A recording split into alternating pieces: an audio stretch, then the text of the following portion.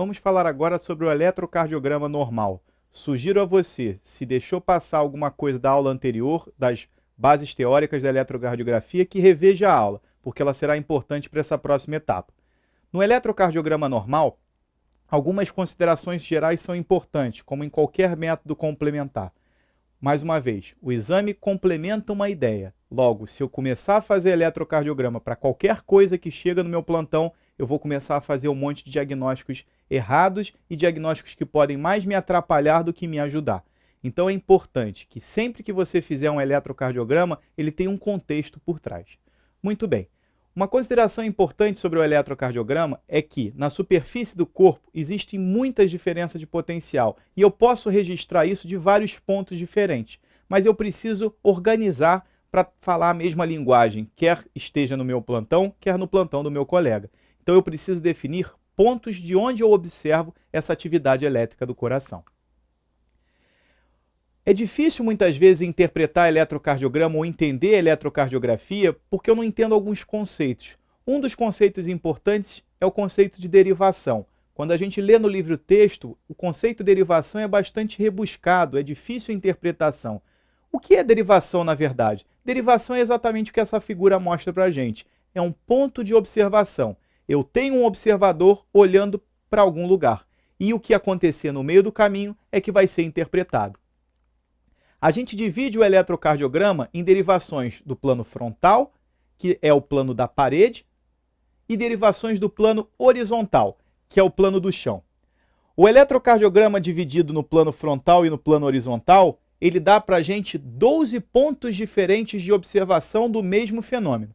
As derivações do plano frontal são as derivações que nós chamamos D1, D2, D3, AVR, AVL e AVF. Dão noção para a gente se o estímulo sobe, desce, vai para um lado ou para o outro. As derivações do plano horizontal dão para a gente a noção do plano do chão. Esse plano vai dar para a gente as derivações V1, V2, V3, V4, V5 e V6. Juntando o plano frontal com o plano horizontal, ou seja, a junção de dois planos, eu consigo ter noção do espaço. E eu consigo saber a orientação da ativação do coração no espaço. Então, o plano frontal e o plano horizontal vão se complementar. Falando especificamente de plano frontal. Plano frontal é o plano da parede. Mas antes de falar do plano especificamente, eu quero voltar um pouquinho no conceito com vocês. A gente falou que derivação é isso, ponto de observação. Então, eu tenho um observador olhando de um ponto a outro. Mas o meu observador é limitado, ele só consegue enxergar em linha reta. Então eu vou traçar aqui para vocês a linha de observação. Eu preciso que o fenômeno elétrico aconteça nessa linha para ele ser interpretado. Não estou entendendo. Bom, o fenômeno elétrico é representado para a gente como um dipolo, como um vetor. Então esse vetor aqui hipotético. Para eu enxergar com o meu observador esse vetor tem que ser projetado na linha do observador. E o aparelho faz isso para mim. Ele decompõe esse vetor e eu consigo, após a decomposição do vetor, interpretá-lo. Para esse observador, esse vetor vindo em sua direção, ele faz o registro de uma deflexão positiva. Não entendi. Repete. Outra situação. Eu tenho um observador ali naquele ponto, olhando em linha reta. Um vetor hipotético acontecendo. Mas para ele enxergar esse vetor tem que ser projetado na linha do observador. E é feito isso. A projeção desse vetor na linha do observador agora permite a sua interpretação. Para aquele observador, esse vetor está deixando o seu rastro, a sua cauda, uma deflexão negativa. É assim que o papel do eletrocardiograma, é assim que o eletrocardiograma trabalha, interpretando os vetores formados no coração graficamente. Voltando então aos conceitos no plano frontal. Bom, existe um ponto que está sendo visto pelo observador. O observador está olhando em linha reta para aquele ponto. Um vetor acontecendo, desculpa. Esse vetor para esse observador está sendo visto como positivo. Concordo. Mas perceba o seguinte, não só esse vetor, como qualquer um desses vetores que eu estou representando aqui para os senhores, quando for observado, quando for visto por esse observador, será visto como positivo também. Concorda comigo? Então existe um plano que corta a linha do observador perpendicularmente, que define que os vetores que caírem à frente desse plano serão vistos como positivo. Os vetores que caírem atrás desse plano serão vistos como negativo. Esse é o conceito do plano isoelétrico. É um plano que corta a linha do observador perpendicularmente e define todos os vetores que caírem à frente desse plano serão interpretados como positivos. Todos os vetores que caírem para trás desse plano serão interpretados como negativos. Ok. Voltamos então ao plano frontal. No plano frontal, a primeira derivação formada, a derivação D1, é a derivação onde eu tenho um observador no braço esquerdo olhando para o braço direito, como está representado aqui. O meu observador está no braço esquerdo olhando para o meu braço direito, em linha reta. Um vetor acontecendo. Eu sei que existe um plano que corta a linha desse observador perpendicularmente e que define que o que cair para frente desse plano será interpretado como positivo. O que cair para trás desse plano, eu marquei aqui em laranja para vocês, será interpretado como negativo. Mas para ele enxergar esse vetor precisa ser projetado. E é isso que é feito. O vetor é projetado para a linha do observador e agora ele consegue interpretar. Para esse observador, esse vetor formado, positivo ou negativo? Muito bem, negativo. Então a derivação D1 mede a diferença de potencial do braço esquerdo com o braço direito. Eu tenho um observador colocado no braço esquerdo, olhando em direção ao braço direito. Um evento acontecendo. Esse evento é projetado para a linha do observador e o meu observador consegue registrar ele graficamente. Derivação D1, braço esquerdo olhando para o braço direito. Na derivação D2, eu tenho a perna esquerda olhando para o meu braço direito, em linha reta. Um fenômeno elétrico acontecendo, um vetor. Eu sei que existe um plano que corta essa linha perpendicularmente, que define que o que cair do perpendicular para frente é positivo, para trás é negativo. Para eu interpretar esse vetor, ele precisa ser projetado para a minha linha de observação. E é isso que a gente faz. Projeta o vetor para a linha do observador. Agora ele consegue interpretar. Para esse observador, a projeção do vetor será positiva ou negativa? Muito bem, positivo. Então esse vetor é visto como positivo pelo observador. Derivação D2, perna esquerda olhando para o braço direito. Derivação D3, perna esquerda olhando para o braço esquerdo. Meu observador está lá na perna olhando para o braço esquerdo, em linha reta.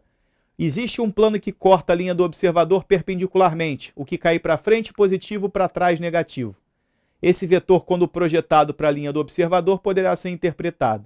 Para esse observador, visto o vetor vindo em sua direção, deflexão positiva. Ok? Então, D1, braço esquerdo olhando para o braço direito. D2, perna esquerda olhando para o braço direito. D3, perna esquerda olhando para o braço esquerdo. As derivações D1, D2 e D3 medem a diferença de potencial entre dois pontos. São chamadas as derivações bipolares do plano frontal. As derivações chamadas unipolares são derivações que medem a diferença de potencial de um ponto com o centro do coração. São três as derivações unipolares. AV R, R de right, de direita, braço direito olhando para o centro do coração. O que cair do perpendicular para frente positivo, para trás negativo.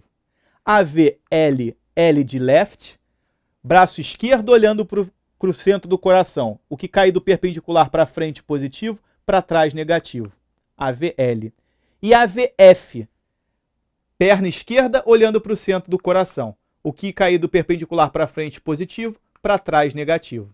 Então, nas derivações frontais, no plano frontal, a gente tem três derivações unipolares. AVR, AVL e AVF. Todas olhando para o centro do coração. Um fenômeno acontecendo.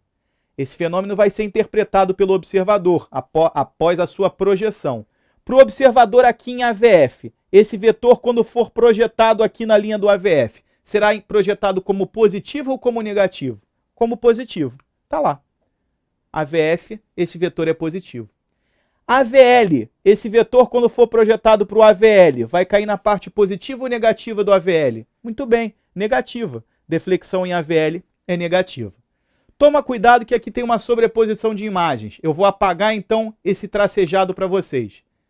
Repara, esse vetor aqui está perpendicular à linha do AVR. Se ele está perpendicular à linha do AVR, como é que vai ficar a representação desse vetor para AVR?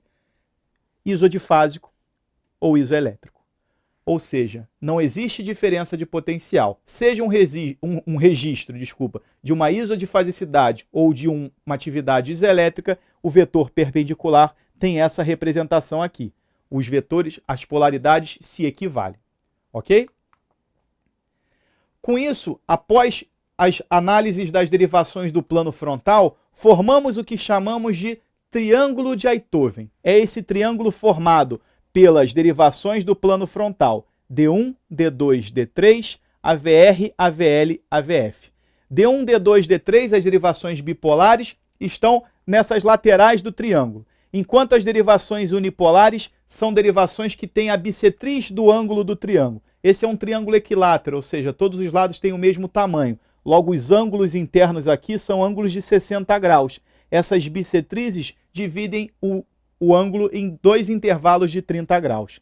Eu vou pegar esse triângulo de Einthoven aqui e vou transformar ele nesse papel aqui azul para a gente no chamado eixo x-axial. O eixo x-axial, então, vai ser a reorganização do triângulo de Einthoven. Eu vou pegar todas as derivações e vou juntar elas todas aqui no centro do coração. Vou juntar nesse ponto central aqui. Então eu vou pegar o D1 e vou arrastar aqui para o meio. Vou pegar o D2 e vou arrastar aqui para o meio. Só que eu vou fazer isso naquele papel. Então eu vou pegar o D1 e vou botar ali no meio, ó. E vou já definir que o que cair do perpendicular para frente é positivo, para trás é negativo. Esse é o D1. D2. O que cair do perpendicular para frente positivo, para trás negativo. D3. Mesma coisa. Lembrando agora, as derivações unipolares são bissetrizes dos ângulos. Então, AVR, AVL e AVF. Então, eu reorganizei o triângulo de Einthoven no eixo x-axial. Um eixo que tem, entre cada um desses pedaços, 30 graus de intervalo. E eu consigo, após jogar um vetor aleatório ali naquele eixo, interpretar qual será a sua polaridade. Então, para esse eixo aí, como é que vai ser a polaridade desse vetor em D1? Ah, D1, a projeção desse vetor vai cair na parte negativa do D1. Então, D1 vai ser negativo. Como é que vai ser a projeção desse vetor para o AVF? Ah, esse vetor, quando for projetado para o AVF, será interpretado como positivo. E assim por diante. Vamos fazer isso nos vetores que nós conhecemos. Vetor onda P, complexo QRS e onda T. Vou mostrar para vocês. Se eu pegar o vetor onda P, lembrando que é um vetor de cima para baixo, da direita para a esquerda, vou jogar ele no eixo x-axial. Está aqui, ó, vetor onda P, de cima para baixo, da direita para a esquerda. Esse vetor, quando for projetado para as diferentes derivações, vai ter a polaridade dessa onda. Como é que é a projeção do vetor onda P para a derivação D1? Ah, em D1, a onda P é vista como positiva, porque o vetor, quando projetado para o D1, é um vetor positivo. Como é que é a projeção da onda P do vetor onda P em D2? Ah, em D2 ele é projetado na parte positiva de D2, então a onda P é positiva. Como é que é a sua projeção aqui no AVR, que está lá no braço direito? O vetor está fugindo do AVR. Ah, é projetado como negativo. Então repare, no elétron normal, no elétron sinusal, onde o estímulo elétrico está nascendo lá do nódulo sinusal, a despolarização acontece de cima para baixo, da direita para a esquerda, como já vimos. Isso faz com que a projeção seja positiva no D1 e positiva no D2. Então eu complemento o conceito de ritmo sinusal para vocês. A gente tinha dito que ritmo sinusal era quando eu tinha simploriamente uma onda P antecedendo um complexo QRS. Ok, mas existem outros ritmos que não são sinusais que têm essa mesma morfologia, P antecedendo QRS, essa mesma conformação. Por exemplo, um ritmo de veia pulmonar. Pode ter P antes de QRS, átrio antes de ventrículo. Então, como é que eu tenho certeza que eu estou diante de um ritmo sinusal? Não basta ter P antes do QRS. No ritmo sinusal, que o estímulo nasce lá do nódulo sinusal, ele despolariza de cima para baixo. Se é de cima para baixo, ele tem que ser positivo no D2. Se ele é da direita para a esquerda, ele tem que ser da direita para a esquerda. Se ele é da direita para a esquerda, ele é positivo aqui no D1. Então, ritmo sinusal é ritmo onde a onda P antecede complexo QRS e a onda P é positiva em D1 e D2. Ok? Outra informação importante desse slide. Sempre que a gente roda um eletrocardiograma, ao final a gente roda um chamado D2 longo. D2 longo serve para a gente ver a arritmia. Eu quero ver a relação P-QRS-T. Por que eu escolho o D2 para rodar longo? Eu escolho o D2 porque no D2 é onde tem a maior projeção da onda P, o vetor é quase paralelo ao D2. Então ele é onde ele aparece maior, a onda P aparece maior. Por isso também dizemos que a derivação D2 é a melhor derivação para analisar o átrio, analisar a onda P, porque a sua projeção é máxima aqui no D2. É também no AVR, só que o AVR é uma derivação onde ela fica negativa, e a gente prefere trabalhar com as ondas positivas. Então D2 é uma derivação onde a onda P está magnificada. Então informação importante desse slide, ritmo sinusal, onda P antecedendo o QRS, mas sendo positivo em D1, positivo em D2. Quando eu quero rodar para ver a arritmia, a melhor derivação para ver onda P, derivação D2. Ok? Muito bem. Bom, quando a gente fala dos vetores de QRS, que nós dividimos didaticamente em 4, eu preciso ir aos pouquinhos aqui para entender como é que fica essa projeção em cada uma das derivações. Não é difícil, vamos com calma. Na derivação D1, onde o observador está no braço esquerdo olhando para o braço direito, em linha reta, eu vou pegar esses 4 vetores e vou jogar lá para o observador em D1. E eu vou fazer isso. O primeiro vetor, que é esse vetor septo médio, como é que ele vai ser visto pelo D1? Esse vetor pelo D1 vai ser visto como positivo ou negativo? Vamos projetar.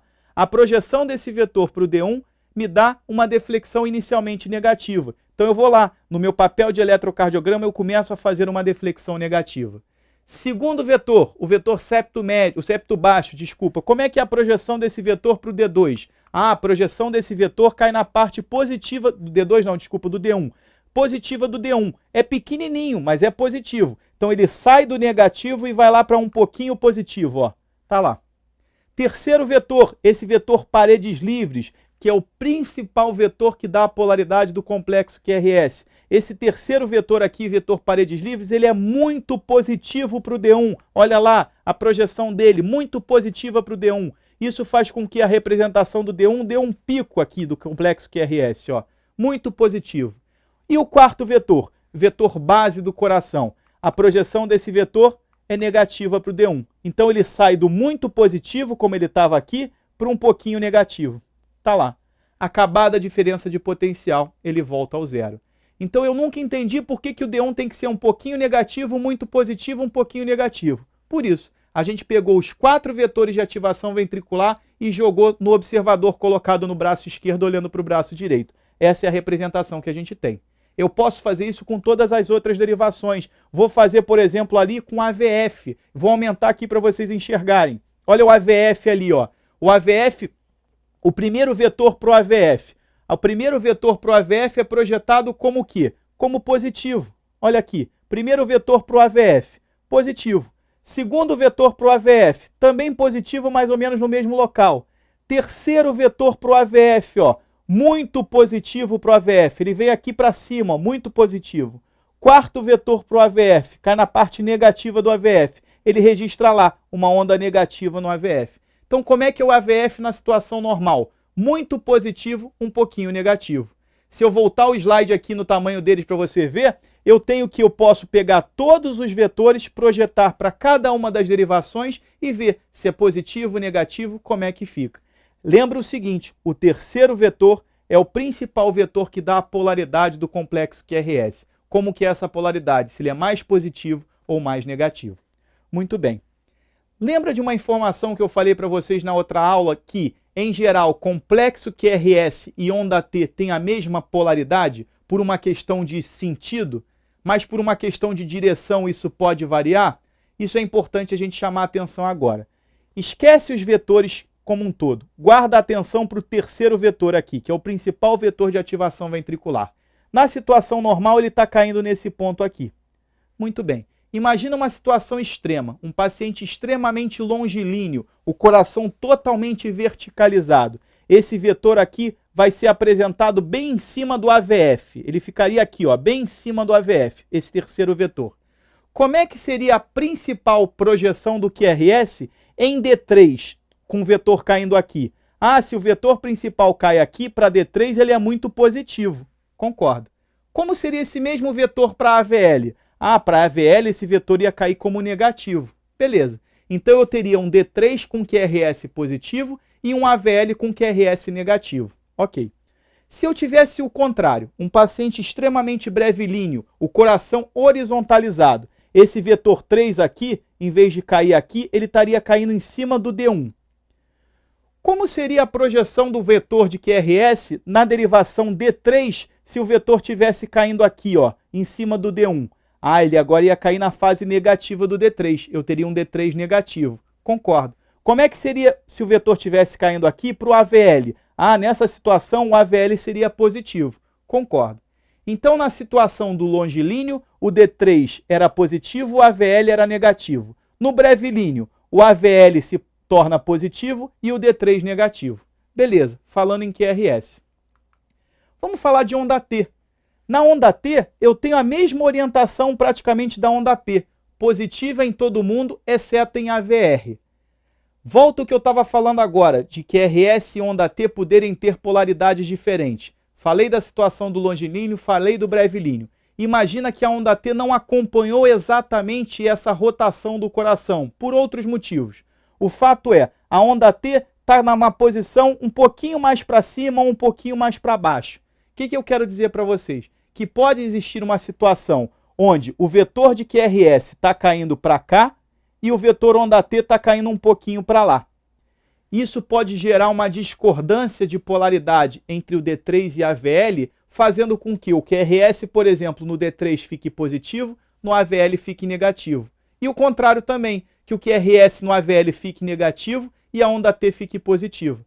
Ou seja, QRS e onda T em D3 e AVL podem ter qualquer orientação entre elas. Eu posso ter QRS-T positivo, QRS-T negativo, QRS positivo com T negativo. D3 e AVL é a derivação onde tudo pode. Qualquer relação de P, QRS-T. Polaridades iguais, polaridades diferentes, não importa. D3 e AVL eu posso ter qualquer orientação. Essa informação é importante. Mas, no geral, nas derivações do plano frontal, eu tenho uma onda T positiva em todas elas, exceto em AVR, que o observador está aqui em cima, o vetor foge do AVR. O vetor é negativo, a onda T é negativa no AVR. Com isso, a gente chega ao eletrocardiograma normal do plano frontal. É um eletrocardiograma onde a onda P é positiva em todas as derivações, exceto em AVR, podendo variar em D3 e AVL. A onda de QRS é predominantemente positiva em todas as derivações, exceto em AVR, podendo variar em D3 e AVL. A onda T é positiva em todas as derivações, exceto em AVR, podendo variar em D3 e AVL.